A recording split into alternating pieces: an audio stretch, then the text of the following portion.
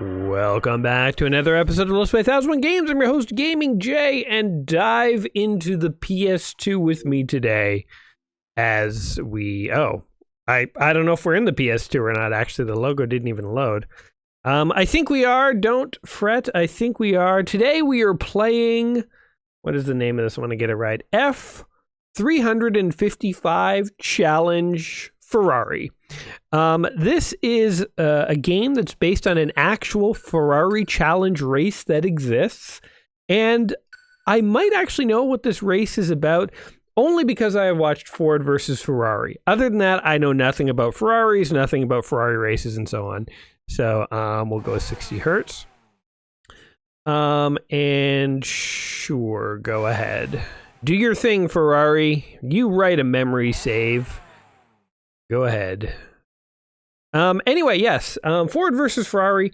That is actually a great movie. I'm not a car guy. I've never been a car guy, but Ford versus Ferrari was such an interesting tale. I mean, not only did it have cool race sequences, it had interesting characters, interesting motivations. You got to see the design process where they tried to build the car and like the politics that went behind the bureaucrats trying to stop them and the race and the companies. And I'm a firm believer in that you can make an interesting movie about almost any topic. And so I actually really liked Ford versus Ferrari, and I think I liked it more because it was about cars, because I am not a car guy.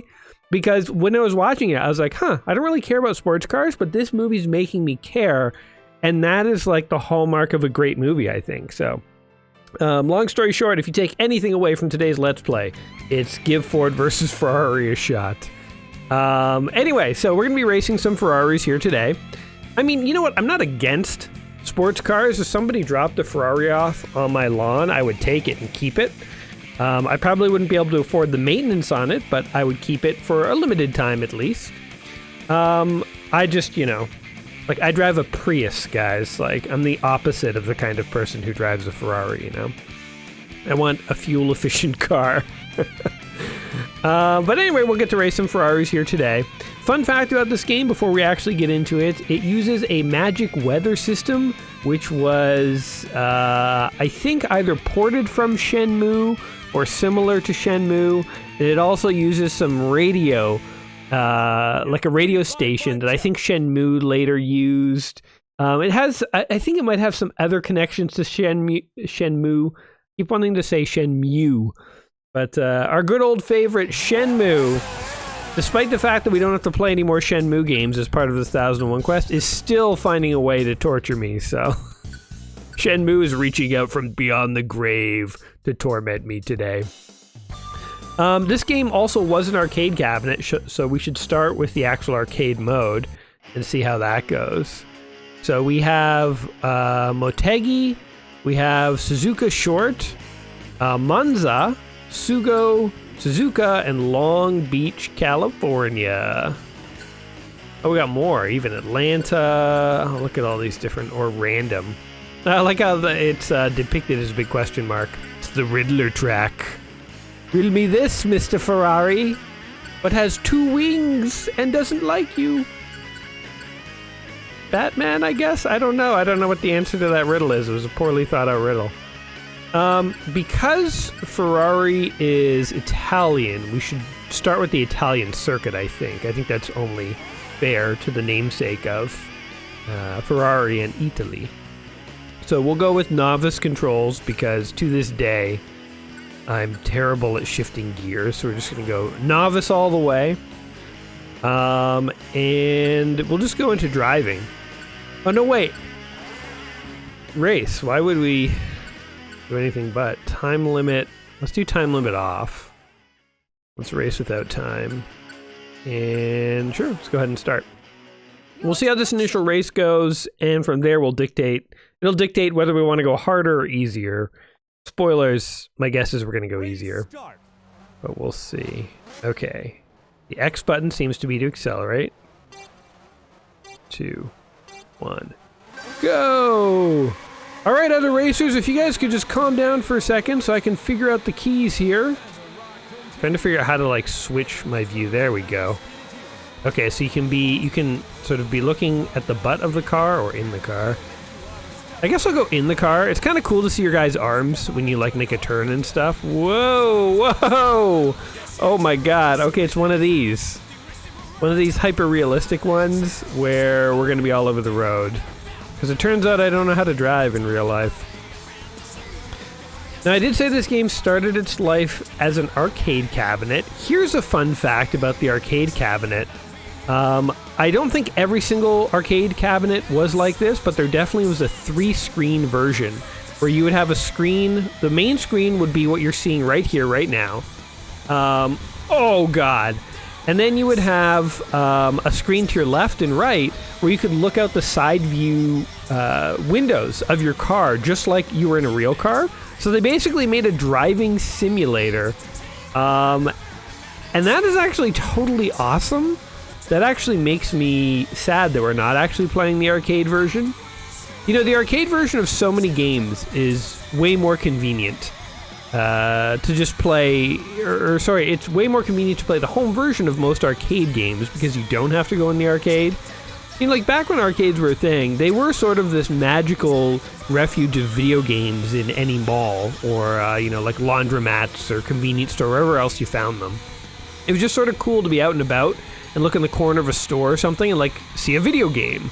Or like to be in a food court and look in the corner and see like a dark cave, and in that cave is nothing but video games. It was super exciting back in the day. Oh man, we're all over the road. But then at a certain point, like home consoles started to become so powerful that the games you could play in the arcade were being matched or outmatched by consoles. Like one of the big selling points of arcades was always that the arcade games were more powerful or more advanced than anything you could play at home. So like the graphics were often better and stuff. And, you know, eventually I think another thing that outclassed arcade games was the time limit of gameplay. All arcade games are designed to basically kill you in about 30 seconds to a minute. You're not supposed to play for 4 hours. But at home, they could make a 4-hour gaming experience. You sit on your couch and you play for 4 hours, right? Like, you could never make Final Fantasy an arcade game. It wouldn't work. 1 quarter and somebody's playing for days.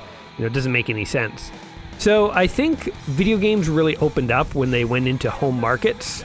And eventually, once the technology caught up and home consoles were producing games that were the same or better, or at least, you know, not significantly behind the arcades, I think arcades sort of lost their appeal. And you still see arcades today, but there are a lot of like claw games and like slot machines. They've shifted from the gaming experience to something else that you can do that you can't do at home. And anyway, this is a long-winded way of saying that a driving simulator is a rare example of a game that you could make in the arcades that you can't really experience at home. So it would have been cool. And I mean, I'll keep my eye out if I ever see this in the wild. Now that I know that there's a driving simulator called Ferrari F355, I will try it out. We're doing terrible, by the way. This race match has turned into just a drive. You know, we had the option to drive with no other cars on the road. Well, that is literally what's happening just now. There is no race anymore. It is long gone. The racers have gone home. The one interesting thing I will say, though, is that I think VR has a lot of cool possibilities in the future. So maybe a couple years ago now, I was in a Best Buy, and the salesperson there, I never talk to salespeople at Best Buy or anything. Like, anytime a salesperson comes up, I'm always like, I'm fine, just browsing. Even if I'm looking for something, I don't know, I don't like talking to salespeople in stores. But there was a sales guy, and he had the PlayStation VR, which was relatively new at the time, and he was like, here, try it out. So I was like, okay. And it was a racing game, and you were sitting in the driver's seat, and you could look left and right, and you could look out the side windows. So basically exactly what the arcade cabinet of this is. Only it was even more immersive because, well, actually, I guess the arcade cabinet, you'd see your own hands. So it was neither more nor less immersive to see VR hands than to see your own. Actually, probably less immersive, because when you're in the arcade cabinet, you can physically feel the wheel and see your actual hands touch it. So a little less immersive in VR, but nonetheless, you get that 360 experience. And I will say, again, not being a car guy, playing a racing game in VR was wild. and it sort of brought it to a new level of interest to me, and it sort of was a thing of like, maybe I would play this. So anyway, we totally lost that race. So yeah, long story short, the cool thing that this game did, even though I would still probably recommend checking it out in an arcade if you did stumble upon it, is something we all might be able to do on our couch soon with VR. And another interesting thing about VR is like it doesn't have to stop there. Like I've talked before about like, and I think people have even made like dummied up things where you put on the VR headset, and then in the headset you're sitting on a couch holding an NES controller, and there's a TV in front of you in like an 80s bedroom, and you're playing like an NES game in your VR headset, but the surroundings are the 80s or the 90s, or like some room in the 80s or 90s. And I feel like that is a genius way to make an emulator in VR, because like not only are you simulating the game, you're simulating the era, you know? Like I would love to go and like sit on like a 90s couch, you know, in a basement and play an NES again. And, you know, I'm pretty sure there's even a VR emulator. We should look into this. Why haven't I looked into this before? Anyway, we're going to try a championship race here. Why not? But I'm pretty sure there's a VR emulator that does this. I need to look into this, because I swear I saw this like a year or two ago, and I made a note to look into it, and I never followed up on it. But as I'm telling you guys how cool it would be, I'm like, no, this definitely exists. So anyway, maybe I'll have a surprise for you in the next few weeks, and we'll try out a VR thing. Although I'd have to dig my Oculus out of storage, because I do own an Oculus, long story, but it's kind of just in storage because I don't really use it for much. But anyway, let's just go ahead and give this race a shot. So we're in championship mode. It means we're going to be trying to race against a couple other racers. We'll see how this goes. Our first race went terribly, and I did better when I could see the car. So the first person mode is just not good for me. First rule in life, guys, is know your limits. Okay, I know what the brake is. Okay, that changes. Okay, here we go. I know that when you're on these big tracks, you're supposed to like start on the outside, and as you make the turn, you go towards the inside of the track. You know, speaking of racing becoming far more realistic, if you did go to like VR and stuff, I feel like racing would seem way more extreme and exciting. It'd be like riding a roller coaster almost. Like when I play a racing game like this, the fact that I'm going, like what am I going, 127, 28 miles per hour, it feels honestly like nothing to me. Like I'm just playing this game, I'm just a car moving through a video game, you know? But if I literally could feel like the wind in my face, and like feel the acceleration of the car, and like, you know, feel the G-forces as I'm going, I would be terrified to be going this fast in real life. And of course the PlayStation VR and the Oculus and you know, that they're not going to give you those proprioceptive experiences. But you know, I don't know, maybe one day they'll figure out a way to like make an inner ear VR, so like while, you know, visually you see you know, a photorealistic recreation of driving a car, they're messing with your inner ear so that you actually feel like, you know, different orientations are happening. Maybe there's different G-forces on you.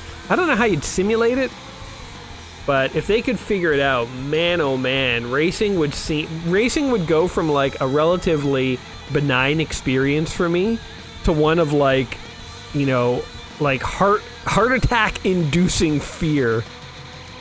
By the way, we're actually doing pretty awesome on this track. We're rather than, oh god, no, turn. I mean, I guess we're just not doing bad. We're third. It's pretty good, actually.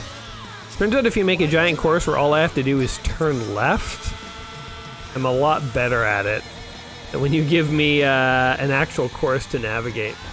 Oh, yeah.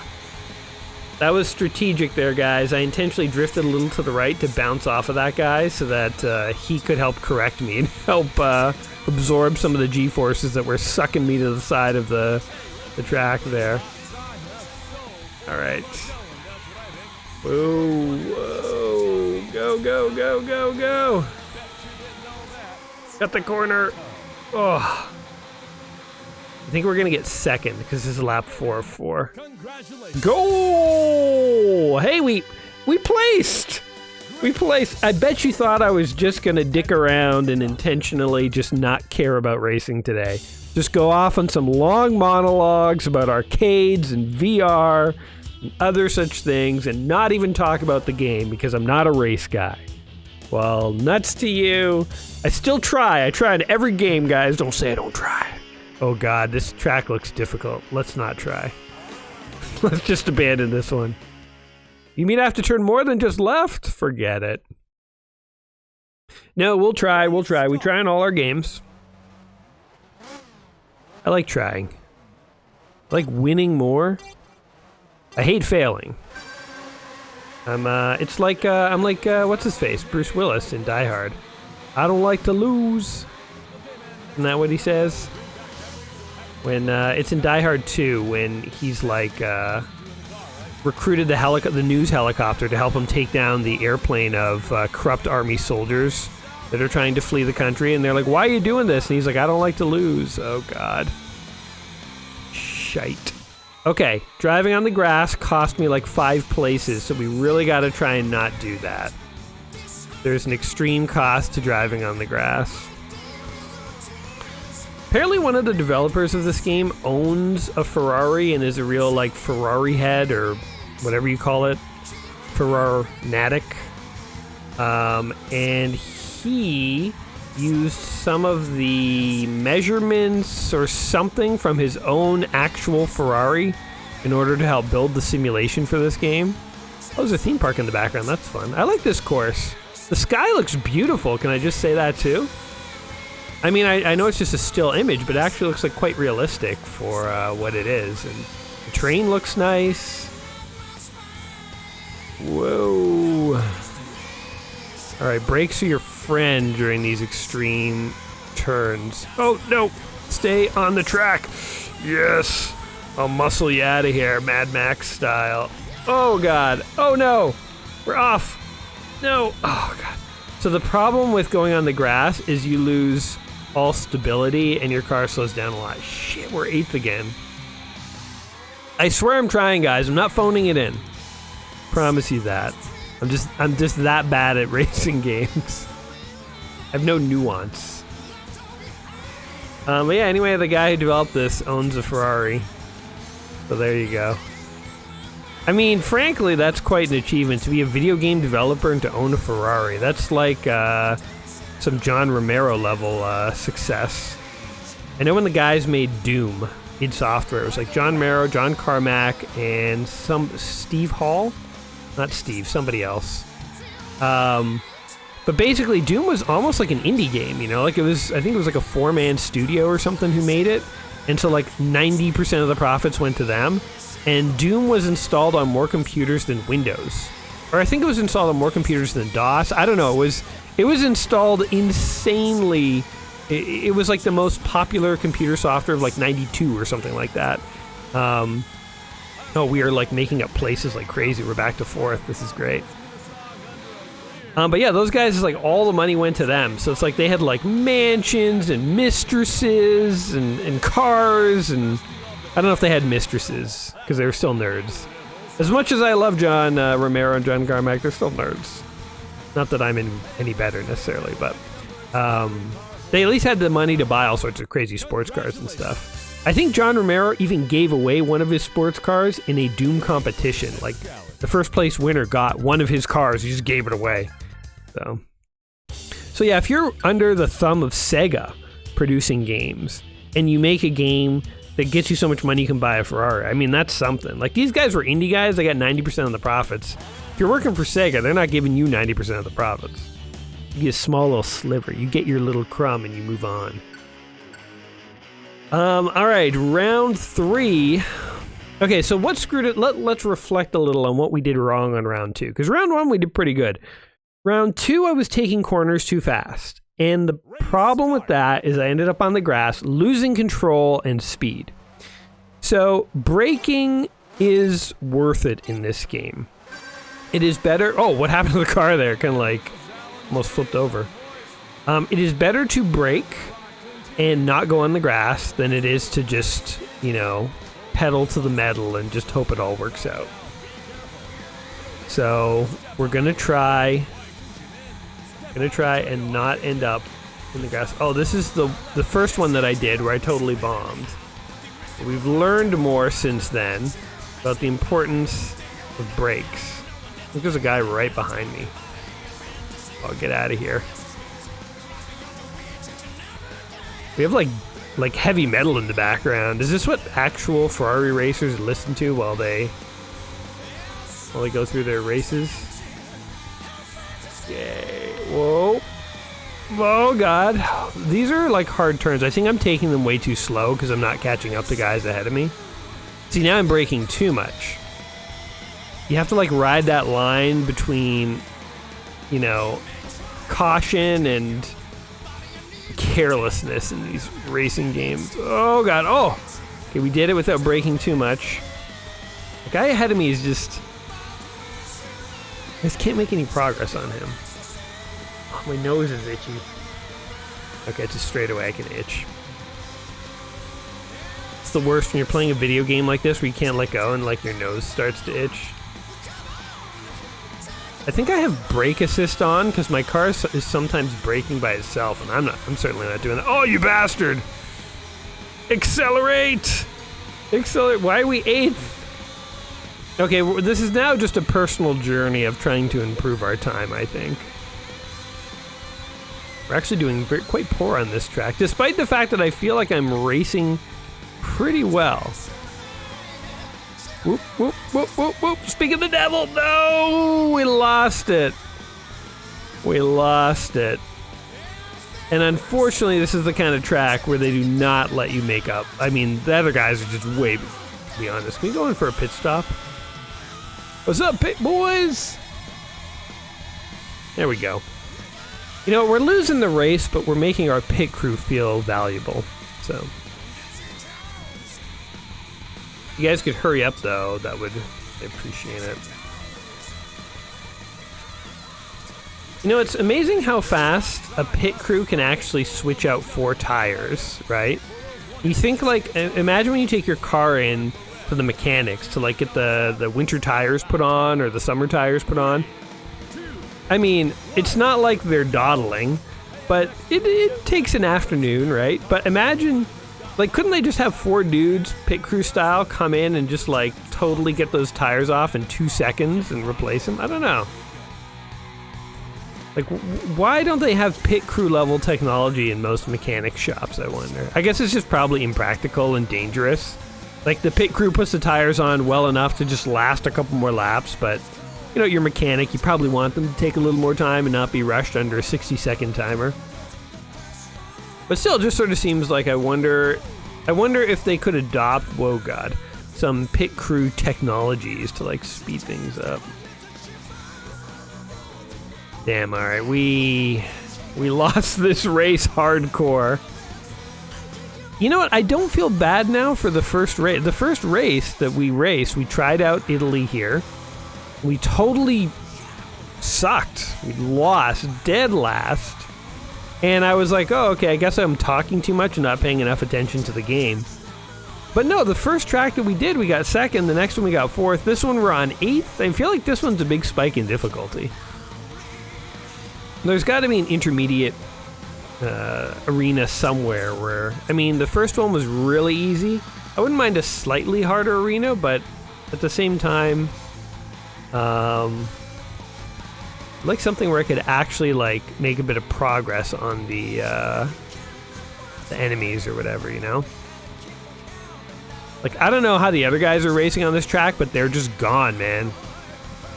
They're starting to drive home at this point.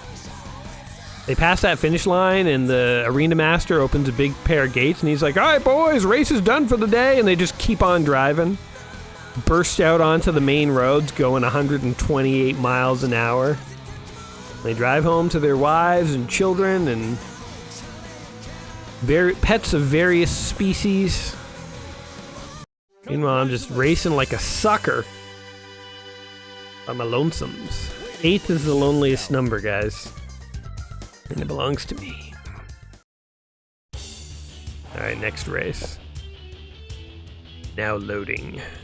At what point do they kick you out of the championship? Now you gotta wonder in real races, somebody does come in last. You know, like in a video game, coming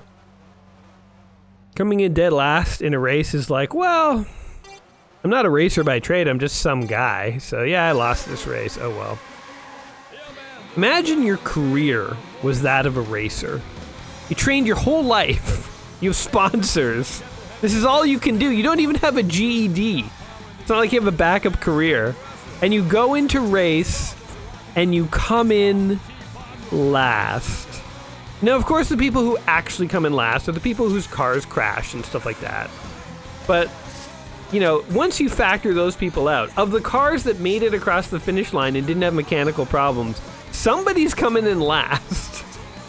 And if that is you, right? Like it have every single race, some racer comes in last. That's gotta suck. Like, it's not like, you know, in other careers, I don't know, you're like a doctor or a musician or something. You can be bad at your job and sort of lie to yourself and be like, well, I'm probably not that bad.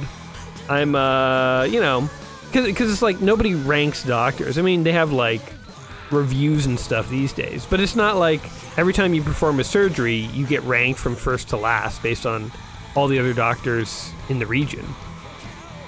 But every time you race, you were getting direct feedback as to your competence level at your chosen career, and you can come in last. God, that's never thought about that. I wonder what the guys who come in last think. Do they just think, well, we'll get them next time? Or do they literally think, I'm terrible at my job, I hope nobody fires me? Or are they like, I'm good at my job, but it's the car's fault? You know, like, I don't know. I bet there's a world record out there for like most times a single racer came in last at NASCAR. And there's like some racer out there who's like the worst at NASCAR, and that's his legacy.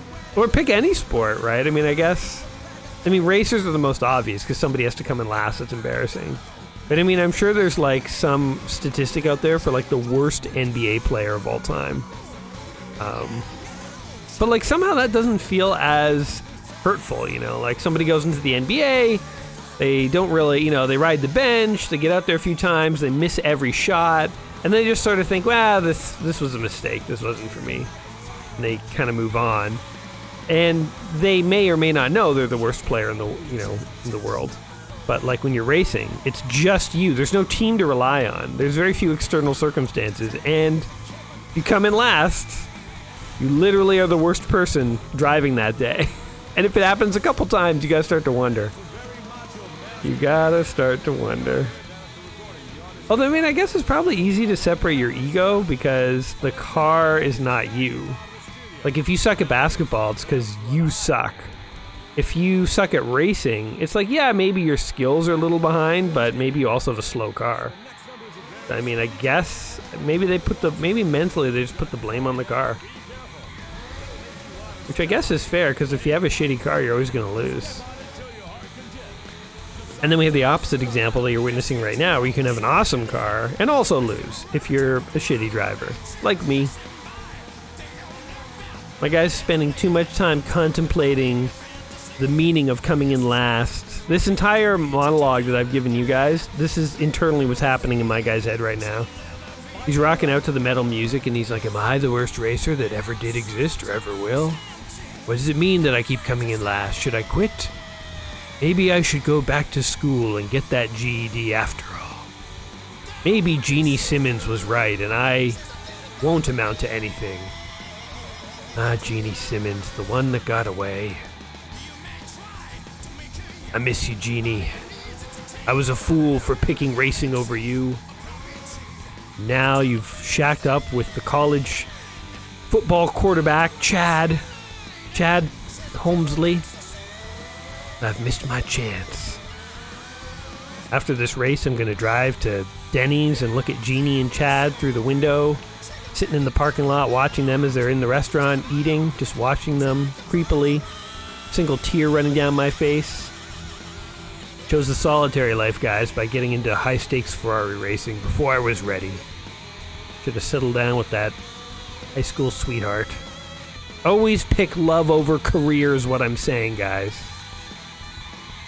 Also, I've clearly run out of things to say. I don't know what we're talking about right now. We've gone off the rails, that's for sure.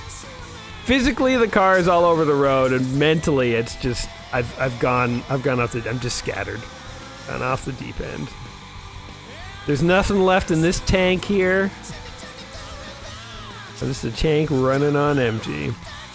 At least we have nice music, though. Reminds me of Shenmue. Unfortunately. I would not be surprised if this entire game was a side quest in Shenmue. You get to a certain part in Shenmue and they're like, please eject the disc and insert Ferrari F355. Complete a championship match, then come on back. Actually, that would be a very interesting idea for a video game. A game that relied on save games from other video games. If you guys remember Metal Gear Solid 1, Psycho Mantis at one point reads your save game file, and he taunts you about other Konami games you've been playing, like Castlevania and stuff like that. So clearly a company knows how to read save games from other games. What if you designed... I mean, this could only work in like a Shenmue-style game, but you had a game like Shenmue, and your guy picked a racing career, and it made a special save game, and then it was like, insert this totally different game. Then when you inserted it, it read that special save game, and it put the Shenmue guy in the driver's seat, and you had to race, and once you won a championship, oh my god, why did... Nobody's ever done this.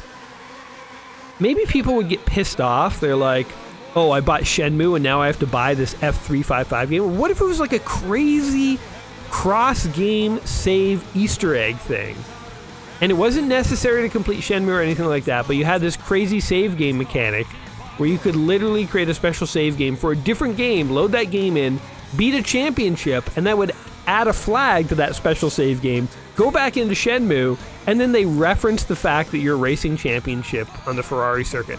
How cool would that have been? I mean, it's not too late, guys. Some game developer listening to this, steal this idea and make it happen.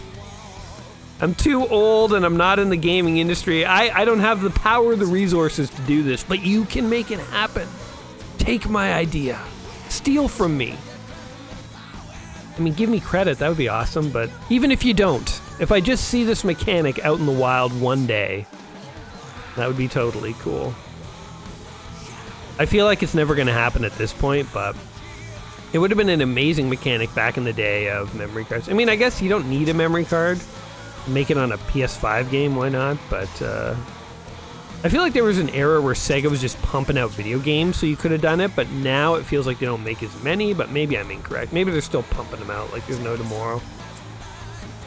But you need to tie together two big franchises. What an idea. It'd be like the Avengers of video games, because it's like a crossover in a way that's never been done. And what if you got like 5 video game developers to all collaborate on some crazy Avengers-style cross save game mechanic, and you did some kind of crazy battle or something that you just couldn't do in any individual game? That would be nuts. That'd be nuts. Somewhere out there, some developer thought of this and he took it to Sega, and Sega was like, nope. We don't do that here. You keep your game in your game. The Ferrari guys want nothing to do with Shenmue, besides the weather system and the music. Other than that, they told you Shenmue guys to drop dead. An intense, bitter rivalry between the Ferrari and the Shenmue crew. They're sabotaging each other's code, leaking the air out of each other's tires from the employees' cars in the parking lot. One employee stabbed another in the break room over a Shenmue-related incident. A lot of bad blood between the Ferrari and the Shenmue crew. Once again, we're totally off the rails here. But, hey, you know what? We're placing. We might be placing 7th of 8th. 8th of 8th. Okay, but we can see other cars, is my point. The fact that we can actually see some other cars, even though we're dead last, puts us in a much better position than we were in the last video. This guy's right on my tail. If I slammed on my brakes, we'd die, buddy. Oh, God, no. You go into the grass for like 2 seconds, and it kills your speed. kills your speed. There you go. Ugh. I'm too willing to go on the grass, I think, like mentally. Oh, no, I bumped into that car. Well, at least I'm taking us both down. I don't think so, buddy. You have to stay behind me. Eat it. Eat my dust. Buddy. Okay, so the red icon on the lower left map, I've realized is the first place guy. I thought it was the finish line. And a couple races ago when we were dead last, I was like, well, at least the finish line is up around the corner. And then I kind of noticed the finish line kept moving, and I was like, what is happening with the finish line? It's all over the place. And then I just kind of assumed the finish line didn't exist. I wasn't sure how to interpret it, but I understand what's happening now. It is a 1 representing the first place guy.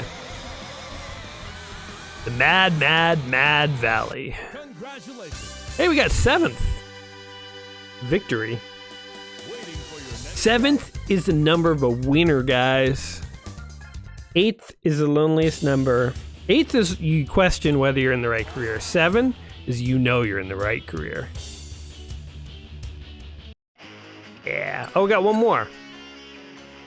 Or maybe not. Maybe we got 10 more.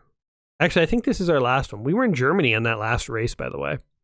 Atlanta, I got a good feeling about Atlanta. We're going to end on a win. It's going to be our first place the entire time. You guys have been mocking me in your heads. I know it. And frankly, I don't judge you at all for doing it. You're completely in the right.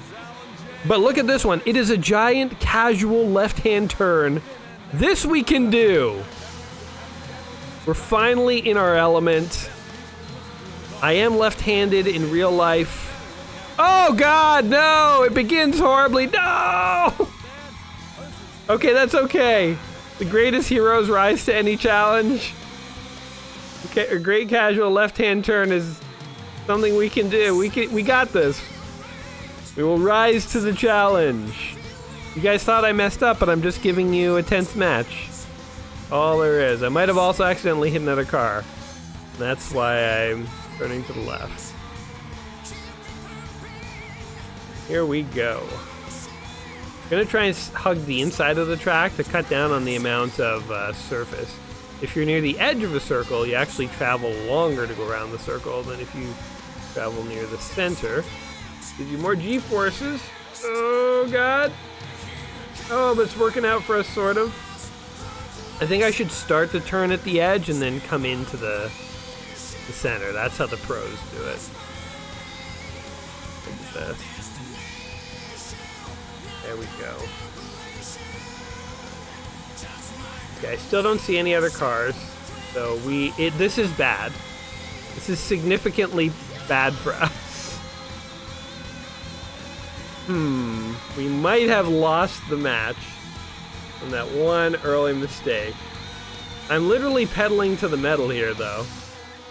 I've got my foot on the gas. Oh, there's the other cars. All right, we only have 3 more laps. Okay, we can do this. Winners never quit. And I'm a winner, sort of. I'm a winner who doesn't frequently win, let's put it that way. God, I'm holding down the X button so hard, I just noticed. Like my thumb doesn't feel numb, but it's like a little tingly because of how hard I'm holding the X button. Not really paying attention, but... Come on. Go faster. 167. 169. Get up there. Stop braking. He's auto braking around these turns. I haven't pressed brake the entire race. My guy, I think I have auto braking on because I'm playing on easy, so it like helps me. But oh, this is bad. This is bad. So before I crash, I started to say that I'm left-handed in real life, and I lean left in life, in the sense of like a game of casual, slow left-hand turns. I'm all about. I got a left-hand bias in my world. Turns out it don't matter. Oh God, and it's over.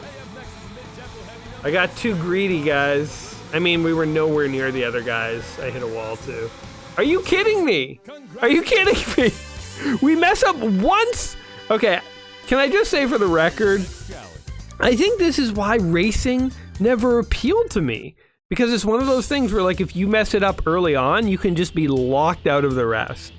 Because if everyone else is racing at peak efficiency, and so are you, then you're going to make very little progress on them, and they'll make very little distance away from you. So if you make one tiny mistake, like, that's just it. Imagine this was like a 40-lap race, and it was like, you mess up once at the beginning, now for the next, like, 20 minutes, you just have to do the other laps, even though you know you're going to come in dead last. That sucks. I need like a Mario Kart style items or something like that in order to catch up.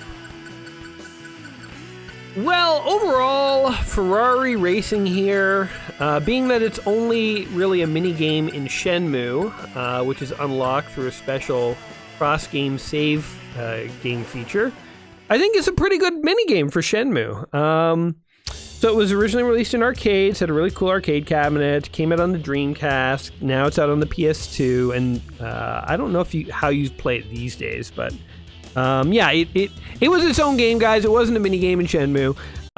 If you do like racing simulators, it did feel like a pretty solid simulator. Like, of all the simulators I've played over the years, it felt... I sort of had that feeling of like you had to be very precise on the roads and understand your car, and like probably car nuts, having a better understanding of like grip and tires and like turns and races could probably go nuts on this and unlock all sorts of intricate racing strategies that are just totally lost on me. So if you like Ferraris, I have a feeling you might like this, but more than that, if you ever see this game in an arcade, I would definitely recommend checking out the arcade version, because even though I haven't tried it, just the idea of a racing simulator from the 90s is kind of cool. So I'd like to try it. If any of you guys see it out in the wild, if you try it, let me know what you think of it. But yeah, what do you guys think of racing the F355 Ferrari Challenge : Race of Champions? Is it awesome? Have you played it before? What are your tips? Do you own a Ferrari? How much does monthly maintenance cost? Let us know in the comments down below. And as always, guys, whatever you think of the game, hopefully you enjoyed yourselves today. If you did enjoy my inane, senseless rambling, be sure to like the video and subscribe and blah, blah, blah. You know the drill. Guys, I will catch you in the next video. Until then, take care of yourselves and peace.